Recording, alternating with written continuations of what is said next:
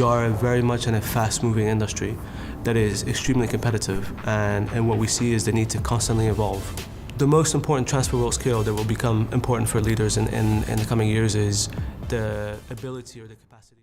Is Omar Berrada the biggest signing for Manchester United in the last 10 years? Guys, welcome to a brand new edition of Full Time Reds. I'm really excited today for the podcast because so much news broke over the weekend regarding the CEO position. And you know what? Unlike others, I didn't want to go live or do a podcast just straight off the bat. I wanted to spend a bit of time researching, finding out more about the new CEO, the direction and other news, and just analysing what reputable journalists like on The Athletic and other publications have been saying. So today I'm joined by Paul, who's been on the podcast with us before. And if you don't know Paul, you will know Paul because he spends that much time at Twitter Spaces debating people and having fights with them. Paul, how are you doing? Not too bad, mate. I wouldn't call it fights. I'll call it aggressive arguments. Yeah. You know what? Paul's been doing some great work in Twitter Spaces since the takeover started, really. And that's how I've got to know Paul. So on the Saturday, let's get into this, Paul. Well, today, Paul, just a quick overview what we're going to cover. I'm going to cover the CEO, which we'll go into, the new position, how he's come about it, what the general views are of him. The next appointments that are going to come in, so who we think, me and you will look at, who we think will be the next appointments. The Qatar issue, even if is it even an issue with the SEC statement, the training ground and what we've heard this morning regarding the changes and what they're going to do with that. And lastly, I ask every guest every week, will Ten Hag survive or not? So let's start with the big news on the weekend. Omar Berrada, I'm going to be honest, I had not heard of him, before this news broke. Obviously, I've researched into him, what he is, what it's all about. What are your views on him becoming the new CEO? Well, it's an extreme positive kind of move. I've talked to a few people that, just around. There was a couple of candidates inside United that the Glazers were looking to do, and Colette Roach was one of the big names who is our CEO at the moment. And this CEO appointment has been quick. It's been straight to the point. First contact made in December. Nobody had an idea about it. And it's a guy that has been around football for most of his career in different positions. And like any good CEO in a specific field, he's done a lot of different areas, marketing. He's done the business side. He's then moved on to the sporting sides. And to be honest, I was shocked, but very well impressed how this has all come about. Paul, you know what the interesting thing about this is, and like you said, it's quite impressive, is that, number one, United previously would drag out a transfer and appointment. It's played out publicly in the press. By the time the transfer, the appointment has been made, it's just killed the buzz. We've witnessed that with so many transfers and so many important positions that have been filled. Like you said, it's quite interesting how this has come about, because reading this morning when I was looking into it, they approached him in December and it was done pretty quickly. Nobody had an idea. And I guarantee he was not even on anybody's radar. And most people didn't even know who he was outside of executive positions or outside of Man City. How much influence do you think INEOS have had on this and this whole approach?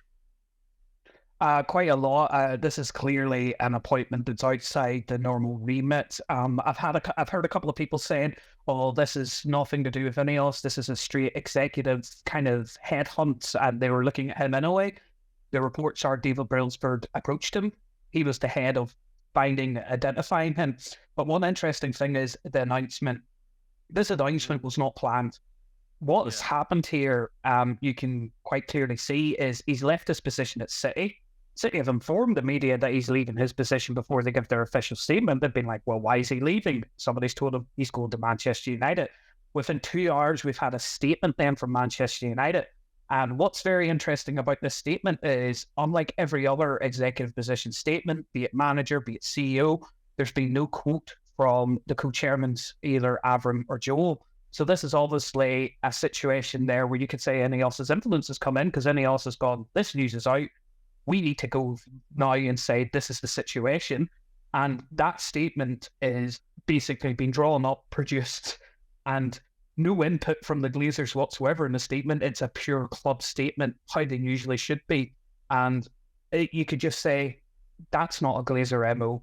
News breaks, everybody hears about it straight away within 2 hours. An unplanned statement is released about it. He's not a Glazer person. How he operates, the way he talks, does not sound like somebody that people would say when the CEO issue about Blunt came around, oh, the Glazers are going to pick their man to kind of hit the balance. That guy's as far away from a Glazer appointment as you could get. You know, Paul, what the quite interesting thing was, I was listening, and I don't know if you've heard the Talk of the Devils podcast come out this morning. I was listening to that before we come on air. And they were saying that David Ornstein's tweet forced the hand of everyone because he broke it, and then they had no option but to kind of clarify it. With United, what I found really interesting, and I'm going over this again, is that nobody knew this, you know, and it's just boom, like out of the blue. You know, people are going on about Blanc, and then when they said Blanc isn't coming on, he's staying on the board, then it's like, okay, we'll find out. And it just boom. And where the interesting thing is that it starts to show where the leaks were coming from. You know, they're coming from inside the club. Inside the club, and they were using it to drive engagement. And it's a positive step. It is a positive step. What do you think of his... Obviously, everybody's seen his view because everybody went and probably searched on YouTube about him. There's clips of him from the City YouTube channel, and there's him on Head of Recruitment as well, where he's doing a talk. What's your impressions of him? What do you think he'll bring to the table? I think, from listening to the way he talks, and to be quite honest, he's quite similar in the fashion of when you're talking about a management style, quite similar to Sir Jim Ratcliffe. His whole management style is cooperation. The idea is everybody working on the same page, everybody operating to the same goal, which makes it seem like he's not going to be a man that's going to come along and stamp his foot down and say, this is the way I want to run things. He's going to be a man that's going to come in and talk to people, have collaborations with people, work out what is the best way to do stuff. Like, you listen to any of the podcasts he talks about all departments working together for the same goal. So you can kind of see generally where the consensus of how this INEOS operation is going to work. With him, the way he talks, you have the likes of, we're not looking for one sporting director, we're looking like for a sporting director and a head of recruitment. So you can kind of see where it's all coming together. It's all about cooperation, everybody on the same page, working for the same goal. But if something's not going wrong, you don't have to tear everything down. You can just take one person out and replace them. So he's a very, very good indication of that there. And plus, his management level is probably quite very high. Like, everybody says he's going to a higher position as a CEO, but as a CFO at City, he was in charge of 14 different clubs. You know, he was managing. So he just the way he talks is just very encouraging. His current role is pretty much he's the one below CEO, where he does the day-to-day running, basically. So he was in charge. It's not much of a difference between position. All it is as CEO, it's much of a broader strategy position. But he's obviously he's been in this position a long time. It's not like they just appointed him yesterday and then he's gone to Manchester United. I found it very interesting that he's also worked on transfers, because the clips that are going around and you've seen on YouTube where he sits in on transfers and he understands transfers, which I find is the biggest Achilles heel for Manchester United. And I think that'll be an interesting input into this. His background obviously is sponsorship as well. He was I think from what I read this morning, and he was part of the UNICEF deal at Barcelona and the TV5 deal there as well, which was very impressive for them at the time. And what was interesting was he said when he went to City in 2011 and he worked in sponsorship and he started from zero, and they used to ring brands and nobody was entertaining him really, and how it grew. So he's sitting from the bottom. This is Manchester United, as you know, is a different beast. It's not hard to sell. It's more about having the right people in place and building onto that and moving forward with that. Obviously, over the next few weeks, we'll cover that in more detail and what he does and more we find out about him. But what do you think the next INEOS appointments are going to be, and who do you think they will be? To be honest, I think the next set of appointments we're probably maybe not going to hear about. I think the next set of appointments are going to be the guys that he wants to bring on under him to work under him, because people, it's not just your CEO, it's not just your sporting director, it's also the team of people that they have under them, be it their assistants, be it the people for head of departments. So we may not see them. The next big publicized ones are most likely going to be your sporting director or your head of recruitment. I think head of recruitment may come in after the deal has been totally ratified, because I think INEOS have probably been working with their choice of head of recruitment. I think it's going to be Paul Mitchell. I think they're going to basically bring him in. They've obviously been working with INEOS and him, so maybe they don't want to bring him in yet until they're officially in the door. Now, sporting director, Dan Ashford, if it is going to be him, I would expect that around the same time as well, because he's going to come under the same problem that our CEO has, which he's going to have a small gardening leave to go in. He's not allowed to work for United for the next 6 months, like officially, and be working in the background. So they're the two. Yeah, well, you can't officially sit on the board. You can't officially be employed by Manchester United, but you could be sitting talking to INEOS as an advisor and getting his people in place when he actually takes over. That it happens a lot of the time. But I think the director of football and the head of recruitment are going to be the next two big ones, and I would expect that just in pure PR terms to come very quickly after ratification, because when you come in, you want to show that you mean business. And quite clearly, as much as people may doubt how well Sir Jim Ratcliffe's going to do, if he feels it's not going to be a feel of lack of trying, and this CEO appointment shows that, he's going in aggressive, very aggressive, and he's done that in a lot of businesses he's had. He's made mistakes when he did it in Nice because he came in aggressive with his own people. This time around for Manchester United, he's coming in aggressive with sporting people from other areas. There's a clip of him on YouTube, if you go to the INEOS's YouTube channel, and I think it was filmed in March, before the bidding process for Man United. April it was, yeah. Yeah, and he mentions how you cannot fail with a club like he calls it brand, but people took it out of context. He was saying it's the impact of it is like really bad. You can't fail at a club like Manchester United, which I found very interesting. Just coming on to the sporting director, do you see it being Dan Ashworth, or do you see somebody like Andrea Berta, or somebody out of the blue that nobody expects, like with this appointment?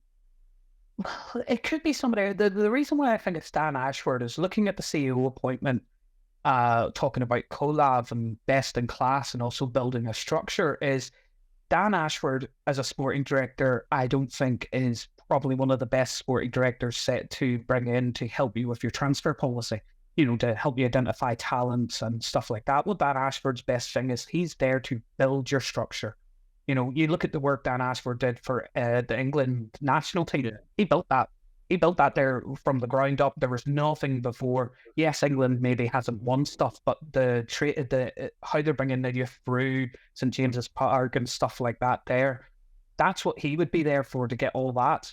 Then you have somebody underneath. So I'm not, as I say, you don't really know about these guys in the background, because nobody knows about this City gang, because unlike every other club, Manchester United, every position you're under scrutiny. And other clubs, not so much. Nobody reports on it.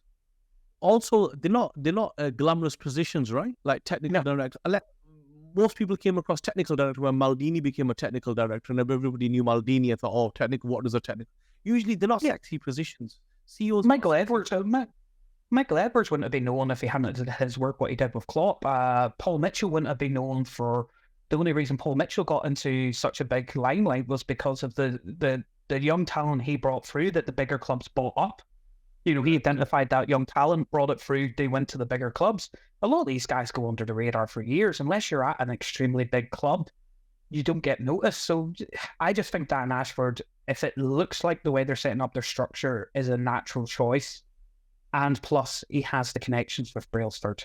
And that's the main thing. When you're looking to build a structure, you need to bring in people that are experts in the area, but will also have good connections with you as well, because if you have a good working relationship and you're an expert, everything can work together, come together. And the what would you call it, the fluency between the team members would be good. Communication to be well. You want to be able to work together. You got to be able to work with people that work with egos. They can work together at a high-profile club, pull in one direction. Yeah, it's not jobs for the boys, as in what the Glazers said. It's jobs for your friends that are in the areas and are what you would call best in class. And if you're looking at Dan Ashford, he is one of the top guys for what if what you want. He knows the league. He knows English football well. Like you said, one of the biggest things about if you're coming from abroad to Manchester United is the scrutiny, which some people really find difficult to kind of deal with. I think you're right. I think the two positions will come next. Director of football and head of transfers. Head of recruitment. I think. God knows what the titles will be, but they'll be important people no matter what their title is. Yeah, and I think you know, it's interesting to see things moving in this kind of direction because normally we're not used to this. And I think what they are doing is they are setting up towards that summer, and that's what they're going for, is the summer. Hence why we're not seeing much activity in this window. And but it's positive steps in my opinion. You know, it's positive steps. I know a lot of people wanted Qatar, which we're going to come on to next, but the end is the guy, he's in charge now. We've got to get behind him. We've got to support the decisions. A lot of people I was watching a lot of the other fan channels yesterday, and they were saying we'll see what he does. Well, he's not even in charge. He's already making moves. So what more do you want him to do? You know, he can't. Yeah, as I say, it's even if he feels it's not for a lack of trying. It's not for a lack of effort because he's going after he's going after somebody that is well respected, a big name and rival. You know, it's very rarely you get a player coming from a rival, never mind poaching one of their top footballing guys. That's quite a big deal as well. Oh, do you know the interesting thing is, this usually some people might say, oh, they're just paying him more. Well, City could pay more, right? There's no issue with money. What I read was, I think it was in Ornstein's article, one of the articles, he was bought into the project. So whatever they are planning, he's obviously bought into that thought. You know what? Yeah, I'm feeling. He was the first one. He was the first one. Yeah. He was the first one out of the group you talk about. He was the first one brought in. Yeah, absolutely. And secondly, what the interesting thing is that he was in line to be promoted at City whenever the top guys left. And thirdly, he could have gone anywhere. You know, he could have gone to the NFL. He could have gone to. For him, he had all. Yeah, he's had offers. Apparently, he's had multiple offers from not just football, American sports as well. And the interesting thing, what I find is for him to give up all that to come across here, you think, okay, there's something going on that obviously we're not aware of, which he's bought into. And as time goes on, we'll be more aware of it. And I found that really interesting. But a lot of people are trying to play it down, and you know how it is with social media. And well, a lot of people do play these things down because they don't see it as a big deal. But I'll put it in a way that people may understand, and I'll put it in a way the Twitter crowd. Manchester United pipping this guy is like if Microsoft rocked up to PlayStation and said, "See, you're head of game development." He's now over at Microsoft. It's you're taking the guy that's sitting at the top, which is PlayStation. You're taking one of their guys that helped build their structure, and you're bringing them over to Microsoft. You know, that is a big deal in the business world. It very rarely happens. Very rarely happens. Paul, and you know another thing as well, I feel in this whole process, you've covered it a lot, I've covered it a lot since this takeover started. I felt, and I think if I remember correctly, I said this to you in one of the podcasts, I said, Jim Ratcliffe, this guy's no mug. You know, he was being portrayed as just some guy with a bit of money, and he's not, the guy's got more wealth on paper than Sheikh Jassim had. And he's self-made. He's not some guy that's just rocked up with a top. You know, he's a serious player, and he's more money than Todd Bowley. He's more money than Todd Bowley and Roman Abramovich combined on paper, as you say, on paper. He's got only the Sheikh Mansour on paper. Well, yeah, but the Sheikh Mansour is backed by the country wealth, so yeah, no, like if you're talking like personal levels, and it depends on like 2 months. Yeah, he's no dickhead, is he? Like he's not just some guy that's got a bit of money and he's just going to come on here and build his own. He's built a serious business that does serious revenue, right? And the most important thing is he is a football fan. So he has some fucking idea on what he's doing. It's not like Ted Podboli coming in and spending $1 billion and making Chelsea look worse than what he took over. So Well, they made their mistakes already. When he went into Nice, he made their mistakes. When he went into I can't even remember off the top of my head the other club he has. Yeah, when he made their mistakes, he slightly made he almost made the same mistakes in Nice as well. But you can quite clearly see from the first appointment, he has learned from their mistakes. He knows, and I think I said this to you before, and this is the evidence of it. I think, remember when I said on the podcast when we were talking about the Nice, and I said, when you're buying Manchester United, the people that you bring into them league positions are going to be of a higher caliber than what you can bring into Nice. And if you look at it right now, would you think Jim Ratcliffe would be able to rock up the City or Brailsford, whoever it is, went to that CFO and go, do you want to come and be the CEO of Nice? He would have gone, no.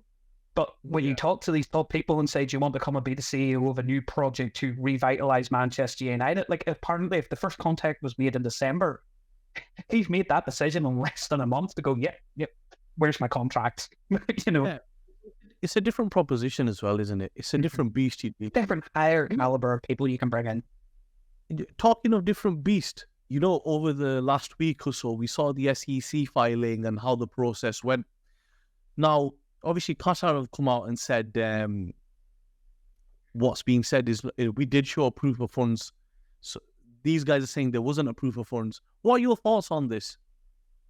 I think this may actually be a bit of a misunderstanding because a lot of people are saying they're asking for a corrective statement, shows then that Manchester United have lied. I don't think that may be the case. What I think may be the case is, sorry, I have this here, or I saved the part of it on my phone here. I think they had a problem with the way they showed the proof of funds, because if anybody's ever bought a house, like especially I'm in process of doing this one, if you're going for co-ownership, the co-ownership people won't take mortgage and proof of funds off certain banks. And I think this is where maybe Qatar have gone on the problem, because I think maybe they did show proof of funds, but it wasn't relevant to the process. When you're doing like underwriting for buying a company or buying shares, generally they would say you have to use an underwriter in America. According to the leaks that have come out from the newspaper, they use QNB, which is the Qatar National Bank. The Qatar National Bank shows, yes, we have the funding, this guy has the funds. It may just be that, what do you call it? That brain group.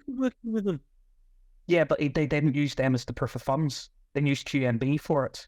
But if you look at the SEC filings on when they were doing the bid, their last bid, which was August 2023 to October 2026, at the last paragraph it says, during the course of such negotiations, representatives of Manchester United continue to inform bidder A that the board of directors was not prepared to move forward with transactions whereby the holders of Class A, Class B shares are in parallel.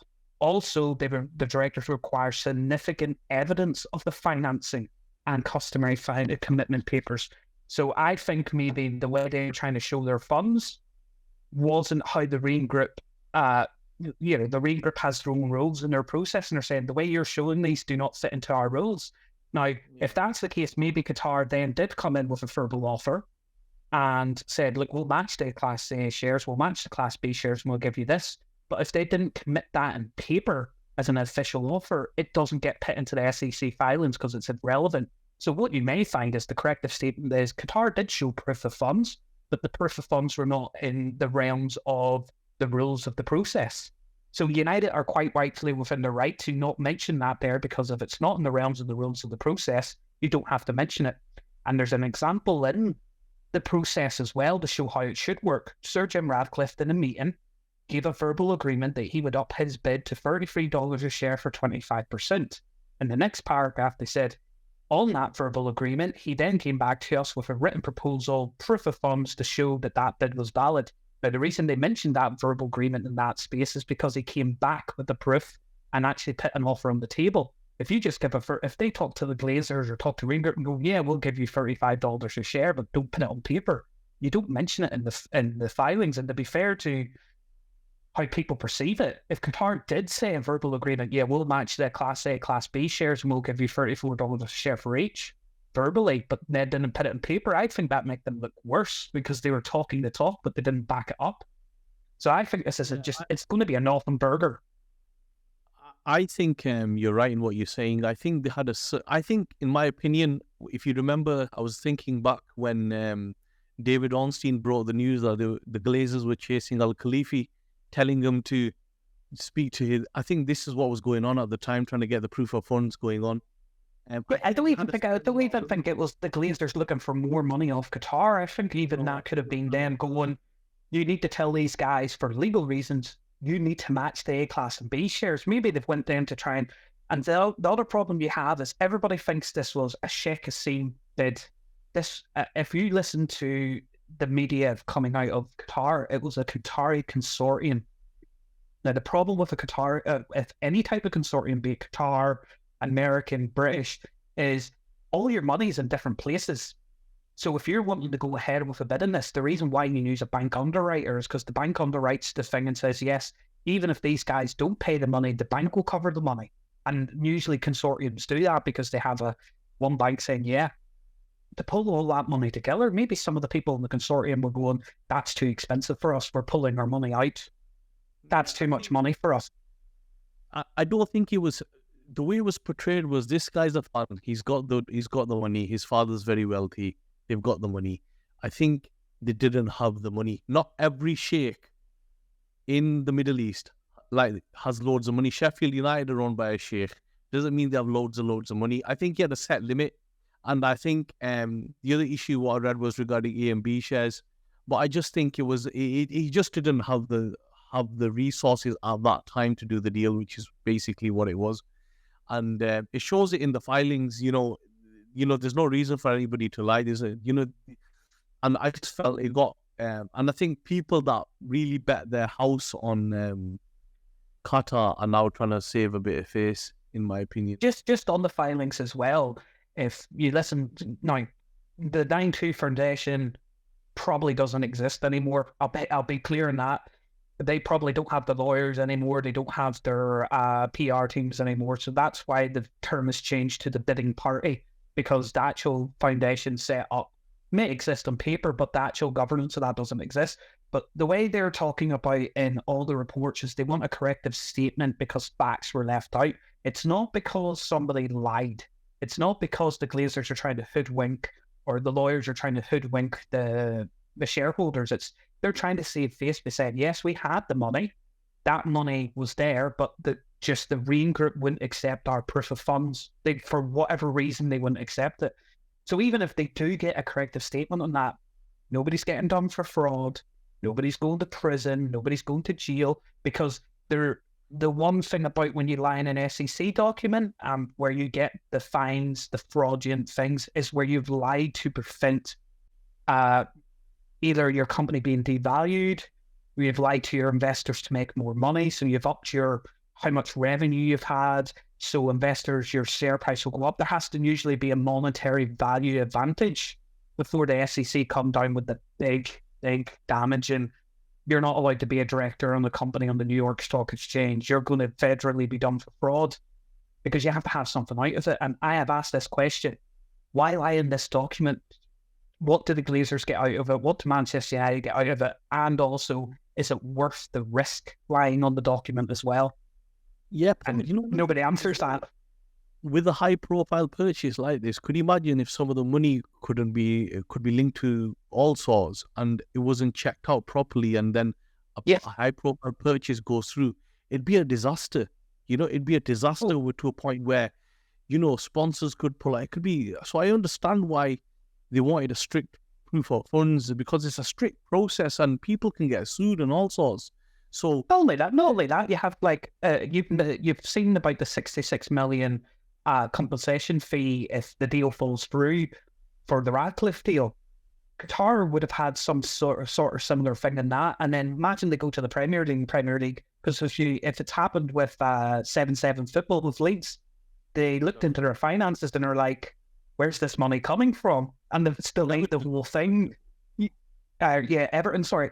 And they've looked and gone, where's this money coming from? And this, one of the remits that was reported way back last February, one of the remits the Reed Group had was the winning bidder had to have the ability to pass a fit and proper test by the Premier League. So yes, they would look heavily in at money. And as I said, even if they do a corrective statement, nothing's going to change. The deal's not going to fall apart. The Premier League aren't going to pay any attention to that because the Premier League, they don't look at the deal that's caused the takeover or the sale of shares to happen. They look at the person buying the shares. Does he have the money? Has he been done for fraud? Can he own a British company? Tick, tick, tick, tick, tick. Fine. Yeah, move on. Paul, one thing, I DM'd you this as well. I just want to go over this as well, just whilst you reminded me. Do you remember in the SEC, it said they would have accepted at like $34, $35 a share? The Glazers? Yes, yeah. 35.25. Yeah, something like that. Why do you think Jim Ratcliffe didn't just bid that and just take the whole thing? Money. United need a massive amount of investment, and if you look through his filings as well, his original bid was 60% of the Glazers shares, which would be about 35% of the company at $33 a share, and then the rest of the shares bought out over a 4-year period. It's liquid cash. It's like, yes, we're going to have to do investments into the company. So what's the point of me doing an outlay of £4 or £5 billion and then having to do another outlay of 300, 600 million? Plus also, you have the change of control aspect. Once he does the change of control, debts need to be sorted out. There's a lot more work involved. So doing it bit by bit is actually a little bit more better in a sense of getting United back on its feet, because he's come in, he's got sporting control. He sorts sporting control out. That's his main focus right now. Then he starts to buy more shares. And then once he hits that change of control aspect, that's when he has to look at the debts. That's when he has to look at changing around the company, a lot more lawyer work. So putting your focus on the main area first and then going off after it is actually just a good way of doing it. And plus also deals of £6 billion up, they generally don't happen in one purchase unless you're an extremely cash rich person. Like you're a Microsoft and Amazon and Apple, where you have billions and billions and billions of pounds in cash just sitting in a bank account. So you would usually do it bit by bit. What did that value? What was the value that $35 a share was? About 5-6 billion? I think if I remember correctly, if it was $35 a share, taking the debt into account, you are talking over just about the £6 billion mark, because you have the enterprise value and the value per share. But once they buy the club for 35, you add the debt on top of it. So it would be around the £6 billion mark, yeah. So even the $34 that they offered for the B shares, that would have been around the mark as well, with debt and all included, as close to the $6 billion as apparently everybody was going at that the Glazers would want.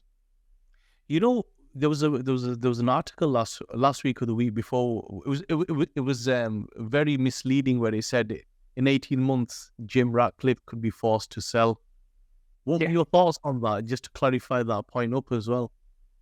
It came out, but this was also in the original filing back in December the 26th, and then everybody's jumped on it. Yeah, that is a standard legal clause. If they didn't put that tag-on clause in, that deal could have been legally challenged by the A-class shareholders, because Sir Jim's been given a lot of protections as a minority investor in this company. The Glazers can't take the football control away from him. He has total control over all of that aspect, and it's legally guaranteed. The only time he can lose control of that is if he drops his shareholding below 15%. The Glazers have to vote in the board members that INEOS put up. They're not allowed to vote against it, so they can never vote out Blunt, they can never vote out Brailsford. It's basically INEOS get 2 seats on the football board, 2 seats on the PLC board, whatever name they put forward for them seats, the Glazers are legally bound to vote them in a shareholder meeting. So that drag on, that 18-month clause is there so the A-share class holders can go, hold on a second, he can never leave, so that means he's the only person that realistically can buy shares of the company. Because if somebody comes along and puts a public tender offer in, Sir Jim has the voting power to block any tender offer, because you need over 75% of the vote, and he has 30% of the vote. So he can block any takeover deal. So you have to actually put that clause in. But in saying that as well, even if somebody comes in, say in 18 months, comes along, goes, I'm going to offer the Glazers $40 a share for 100. We'll put it in round numbers actually to make it easier. Say if somebody comes along and goes, I'm going to offer £10 billion for Manchester United. Okay, Sir Jim gets that offer on the table. So this company is now worth 10 billion. I can now buy it for 7. I already have 30% of the holdings. Also, another thing that people fail to talk about and fail to mention, Sir Jim doesn't have to do it himself. Sir Jim can go along and to one of his many business partners in the world and do what he did at Mercedes, goes, except for the opposite way around, where he goes, I'll own 52% of this company. You invest 48% of the company, will take it private. I've been running this company basically for 3 years. We're being successful. The value's now at 10 billion. What's it going to be like in 15 years? He can bring other partners in. He doesn't have to buy it all himself. He just has to get that majority control and then bring a partner in, which he's done before. So do you think he'll start buying more shares up pretty quickly, or what's your kind of thought on that, on the last point on this? it depends how quickly the other Glazers wants to sell. If some of the Glazers are wanting to cash out, if some of the Glazers are wanting to cash out, you can maybe see it very quickly.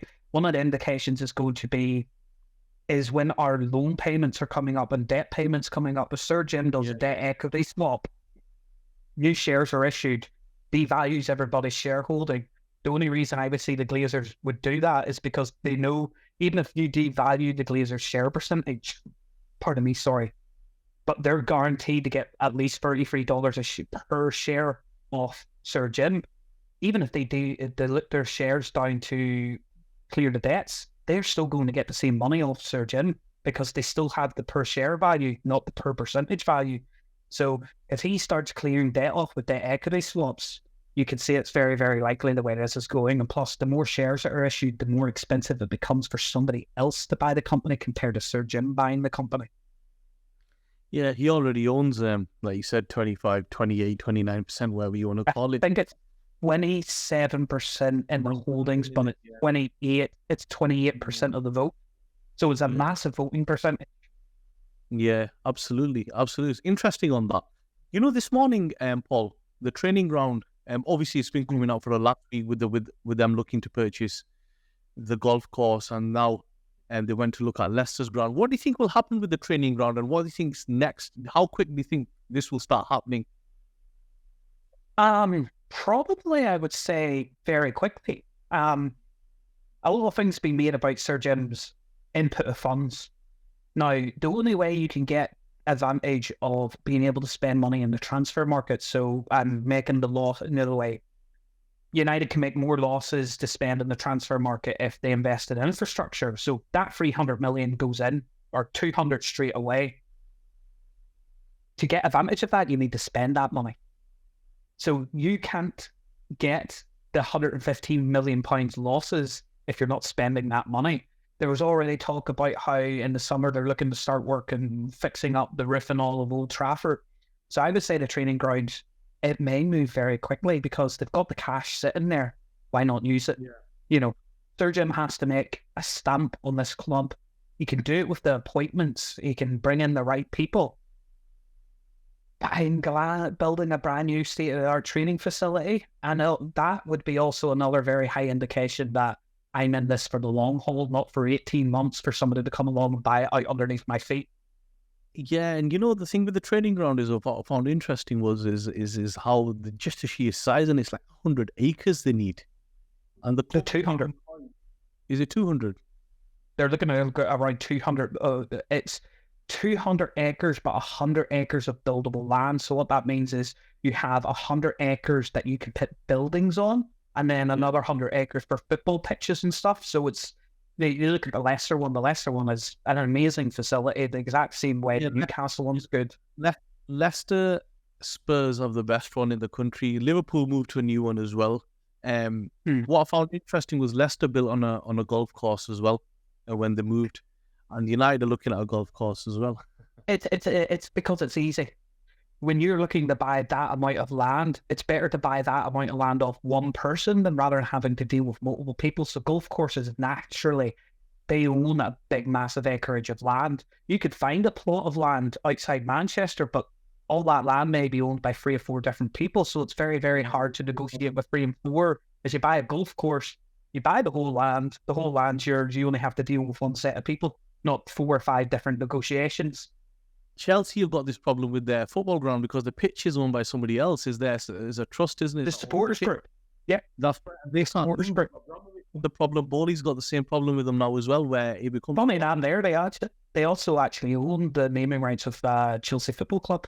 Correct. Yeah, they do. They do. they own the naming rights of the club, so they lease the naming rights of the club to Chelsea. It's a protection that they've put in, and they're massive. It's causing bother for them massively. Abramovich had huge problems with this. Huge problem when they were looking to move to the Battersea power station.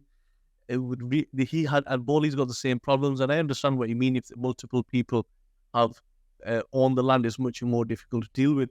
Just my last question then, Paul. I ask everybody this question, and I want to finish on. Do you think Ten Hag survives this? Do you see him going into next season based on results, all these changes? Where do you see him in all this? The problem Ten Hag, I think, has is the problem of what happens to any senior management in any failing business when a new owner comes in. The senior management usually doesn't last long. They're usually gone. They don't conflict with the same ideas that the new group are coming in. I think the problem Ten Hag has, a lot of reasons why Ten Hag may be struggling could come down to not having the right football structure, not getting the right things he needs, not having the right support, as in somebody to turn around and tell him, actually, no, not that player. I know you want him, but I've got a similar profile of player that's better for you. Kind of like what happened with Edwards, with Klopp and Mo Salah. He wanted your guy from Dortmund. Edwards came back and goes, Salah would actually fit your system better, and here's the evidence they went with Salah. Ten Hag has a problem, I think, of what he's actually decisions on the pitch, because he has questions to answer and not react. Why have you played the same system that doesn't work? Why are you constantly playing players that have not been performing? Why haven't you been using the assets of like the youth? You haven't been given them a chance. There's questions for Ten Hag to answer, and it depends on what answers he gives the footballing structure. So my prediction is I think he'll not survive. Yeah, on the last podcast, I had Mick on from MUFC Realist TV, and I was discussing this with him, right? And I was saying to Mick that I'm a big Ten Hag supporter, right? I want him to work. He did great last year. But that Tottenham game I watched, I really lost confidence in him in that. And I'll explain to you why. It wasn't, one, we said we've got injuries. Tottenham had injuries, right? They had pretty much a C team out. Then it was like, well, and we were outplayed by a C team and a manager that hasn't managed at the level of Ten Hag, but has got an implementation of style and play given to his team.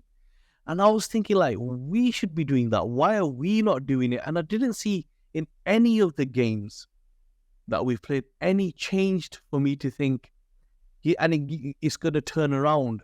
It gives me Solskjaer's last season vibes, where we're really on hope that next game, and time will just run out for him. I just don't. He's not helping himself, is what I'm trying to say.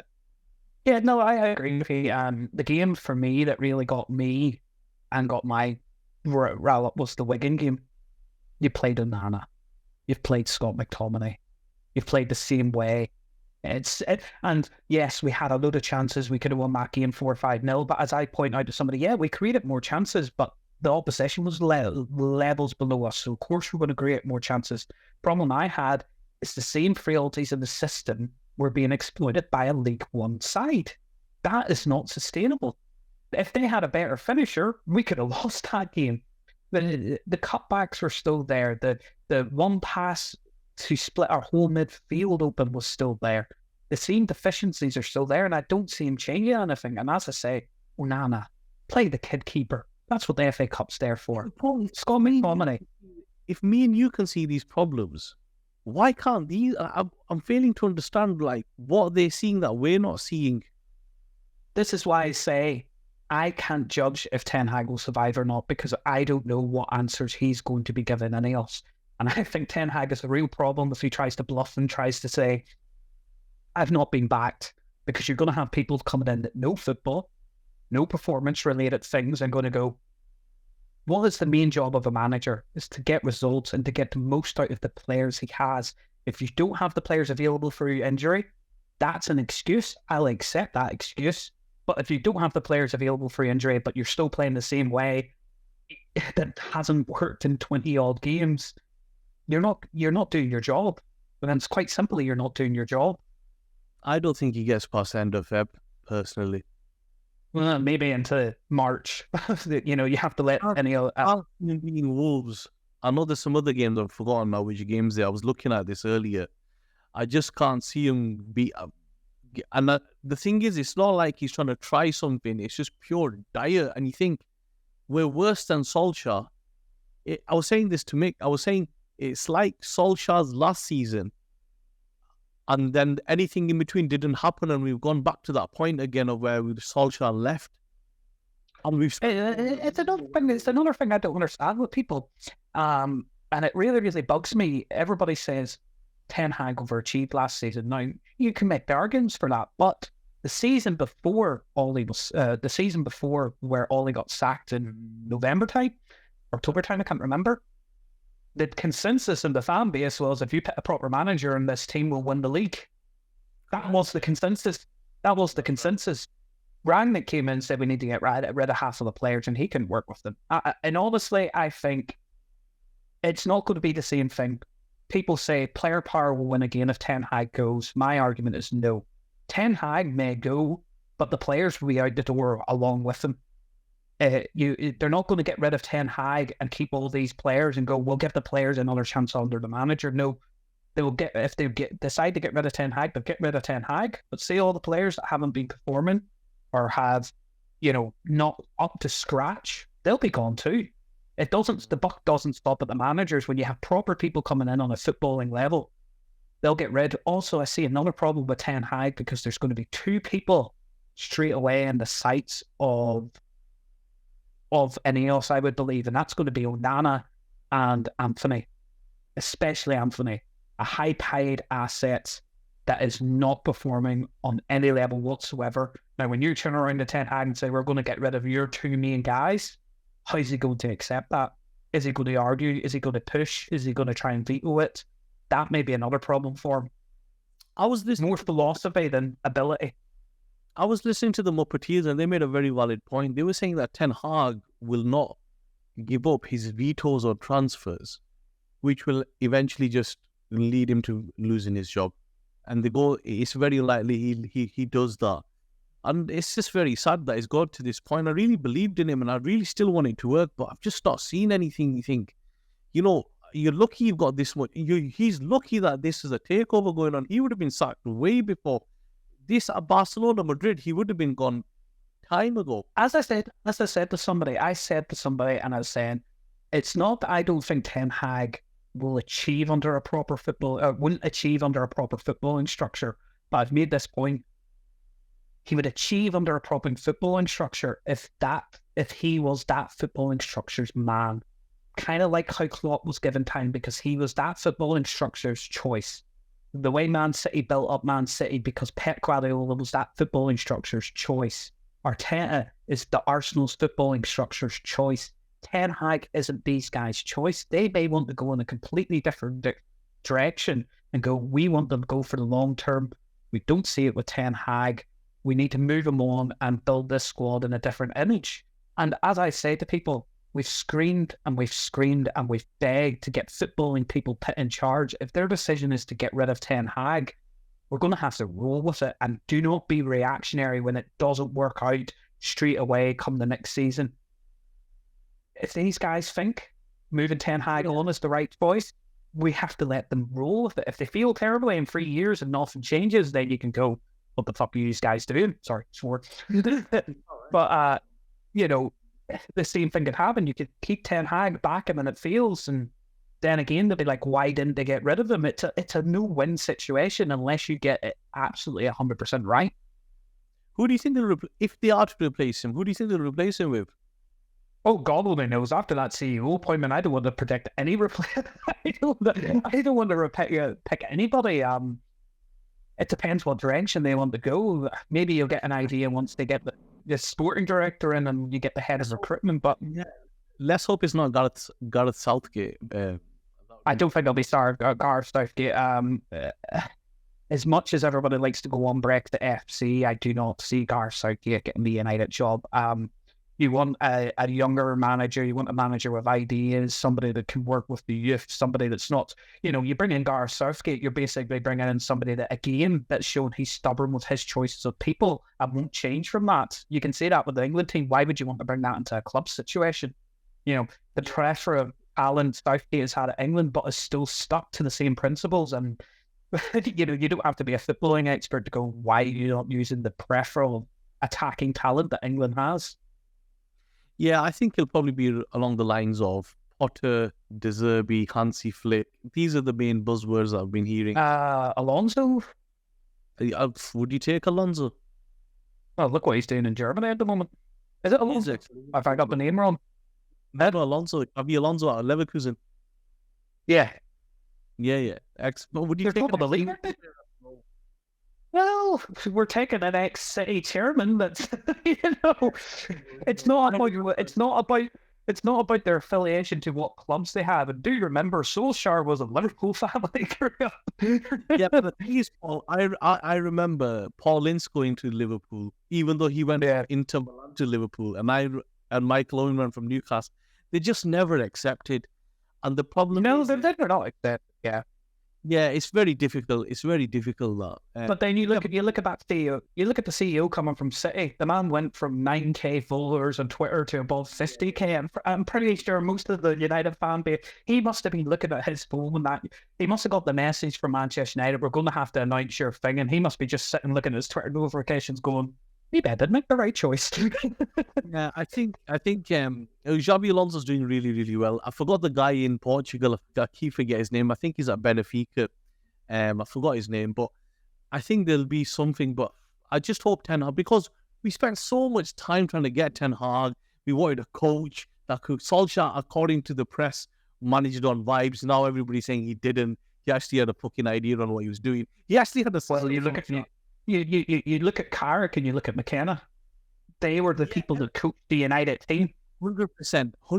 And the thing with Solskjaer was he actually had a system. We used to play 3 at the back in some games. We played 4 at the back in some. Yeah, we were counter-attacking. He fucking had an idea on what he was doing. And he tried to get the most out of the players we had. He knew we can play any other way. Yeah, absolutely. And then McKenna was shit, apparently, and Carrick was shit, and now look what they're doing, and fucking this guy's shit. Now you think, fucking hell, everybody can't. You know what would be interesting, just to finish off? If they didn't hire Dan Ashworth and they hired Ralph Ragnick, that would be out of the blue, and that'd be very interesting. I don't think so, because Ragnick, the way I've looked into him when he's gone in to build football clubs, it's the Ralph Ragnick way, and that's it. If you look at the way this Radcliffe talks, you look at the way I can never pronounce your CEO, Omar, or how do you pronounce his name? Our new CEO, I just like. Sorry, Omar Berrada. Omar. I'll just call him Omar then, rather than butcher a second name. If you look at the way the guys talk, it's all about cooperation, coming in, discussing ideas. Ralph Ragnick, the reason why he's successful when he built clubs is he built them in his image. I don't think they want to go down that way. You look at City. City is not built in anybody's image. It's everybody coming together. I would be surprised if we actually see a few more people jump ship at City and come over to United. Yeah. Let's hope it's Pep Guardiola, I'm just saying as well, and we should mention as well, people have been asking about Omar's involvement in this 115 charges. Let's just do what good lawyers do. We'll give him immunity and let him sink the ship. Maybe on his car ride over to Manchester, he accidentally leaves his laptop sitting in the back seat of the taxi for somebody to find. I think he would have had some idea on what was going on because of the positions he's held. Oh yeah, He may have the idea, but the question, was he culpable in it? Now, having to do what your bosses tell you and designing the fraud that may or may have not gone on are two different things. So yeah, but I'm pretty sure anything else would have done their due diligence on it. On Sunday morning, I think he would have known what's going on just because of the positions he was in. I think, but when it comes to the implementation of bosses, I think legal counsel, CEO, head of football will be more involved in actually making it happen. And secondly, I think INEOS would have done this into him. You don't want to end up with, like, what was he called at Newcastle? The chairman? Midfielder that got the midfielder that got suspended. Tonali, is it Tonali? Oh, Tonali, yes, with the betting scandal. So time will tell. I think we'll see what happens. But apparently, a lot of execs have left, and if we could take a couple of more of their guys, why not? They've done a fantastic job. Yeah, from the footballing side, let's not go anywhere near their operational side. Stay away from that. No, absolutely not. Paul, it's been a pleasure. I'm sure we're going to do this again. But thank you so much. No, yeah, thank you. It's been great, man. Nice to get the words out without having about 50 million people screaming in my ear and spaces going, "You're wrong." Absolutely. Do this again very soon. Yeah, no problem. Cheers, mate.